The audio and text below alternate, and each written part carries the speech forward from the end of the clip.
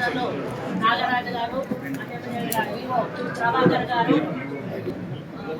గారు, ఈవో సుధాకర్ గారు మరియు ముఖ్య నాయకులందరూ కూడా మన వెంట వచ్చిన నాయకులకు, మా వెంట వచ్చిన మా నాయకులకు, మరి ఇక్కడ మీడియా సమావేశానికి చేసిన మీడియా సోదరులందరికీ కూడా నా యొక్క హృదయపూర్వక నమస్కారాలు, నూతన సంవత్సరం శుభాకాంక్షలు, సంక్రాంతి మరియు భోగి కనుమ శుభాకాంక్షలు తెలియజేస్తూ మరి ఈరోజు ఐనవోలు జాతరకు మరి వారి ఆహ్వానం మేరకు రావడం జరిగింది.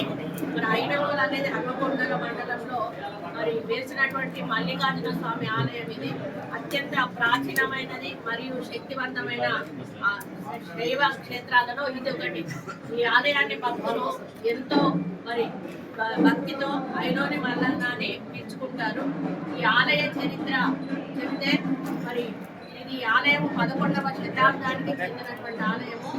పశ్చిమ చాళుక్య చక్రవర్తి 6వ చక్రవర్తి వరంగల్ జిల్లా వర్ధన్నపేట మండలంలోని ఐనవోలు గ్రామంలో వెలిసిన శ్రీ మల్లికార్జున స్వామి ఆలయం తెలంగాణలోని అత్యంత ప్రాచీన మరియు శక్తివంతమైన శైవ క్షేత్రం. ఈ ఆలయ మరి వేడుకలు అనేటివి మనము చూసినట్టయితే విక్రమాదిత్యుని మంత్రి అయ్యన్న దేవుడు ఈ ఆలయాన్ని నిర్మించినట్లు చరిత్ర చెబుతా ఉంది. ఆయన పేరు మీదనే ఈ ఊరికి అయ్యన్నవోలు అంటే ఐనవోలు అనేటువంటి పేరు రావడం జరిగింది. మరి కాకతీయ కాలంలో కాకతీయ రాజులు ఈ ఆలయాన్ని మరింత అభివృద్ధి చేయడం జరిగింది. వరంగల్ కోటలో మనం చూసే ప్రసిద్ధిగాంచిన కీర్తి తోరణం ఏదైతే ఉందో అది మొట్టమొదట ఈ ఐనవోలులోనే కన్స్ట్రక్షన్ చేయడం జరిగింది. ఆ నమూనాను మొట్టమొదట ఇక్కడే నిర్మించడం జరిగింది. ఈ నిర్మాణ శైలి అనేది చాళుక్య నిర్మాణ శైలిలో ఉంటుంది. ఆలయంలోని 108 స్తంభాలతో కూడినటువంటి నృత్య మండపము ఒక రథము ఆకృతిలో ఉండి భక్తులను ఇక్కడ కనువిందు చేస్తూ ఉంటుంది. మరి 2 అడుగుల ఎత్తులో చతుర్భుజాకారంలో ఘోర మీసాలతో మూర్తి రూపంలో కూడా దర్శనమిస్తారు. స్వామికి ఇరువైపులా కూడా బృందక్షితమ్మ, బలిజ మేడమ్మ మరి దేవేరులు ఉంటారు. మరి ఇక్కడ ముఖ్యమైన సెలబ్రేషన్స్ ఏంటంటే ఈ జాతర సందర్భము జానపద సంస్కృతికి అద్దం పడుతుంది. బ్రహ్మోత్సవాలు ప్రతి సంవత్సరం కూడా మకర సంక్రాంతి అంటే భోగి రోజున ప్రారంభమై ఉగాది వరకు కూడా సుమారు 3 నెలల పాటు కూడా ఈ కార్యక్రమాలు జరుగుతాయి.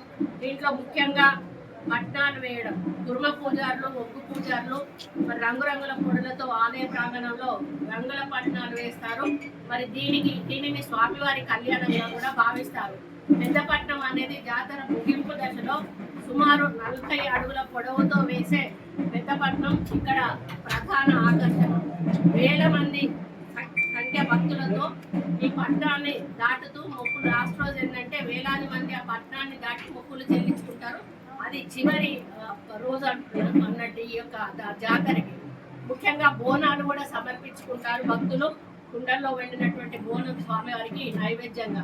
అదేవిధంగా శివసత్తుల పూనకాలు కూడా జాతర సమయంలో డప్పు చప్పుళ్ళు, ఒగ్గు కథలు, శివసత్తుల పూనకాలు ఈ ఆలయ పరిసరాల్లో మనం చూస్తూ ఉన్నాము. ఏ విధంగా వస్తూ ఉంటే మారుమ్రోగుతూ ఉన్నాయో మరి అదంతా కూడా మనం చూస్తూ ఉన్నాం. మరి విశేషాలు ఏంటంటే ఇక్కడ సంతానం లేనివారు, వివాహం ఆలస్యం అవుతున్న వారు ఇక్కడ స్వామివారి బండారి చల్లుకుంటే మరి వాళ్ళకు ఆ కోరికలు తీరుతాయనేటువంటి ఒక నమ్మకం ఉన్నది. కాబట్టి ఇటువంటి ప్రసిద్ధిగాంచినటువంటి ఈ ఐనవోలు మరి జాతరను గత ప్రభుత్వం అయితే ఈ యొక్క గుడిని ఇక్కడ కూడా మరి అభివృద్ధి చేసిన దాఖలాలు లేవు. మరి ఇప్పుడే ఎమ్మెల్యే గారు వారి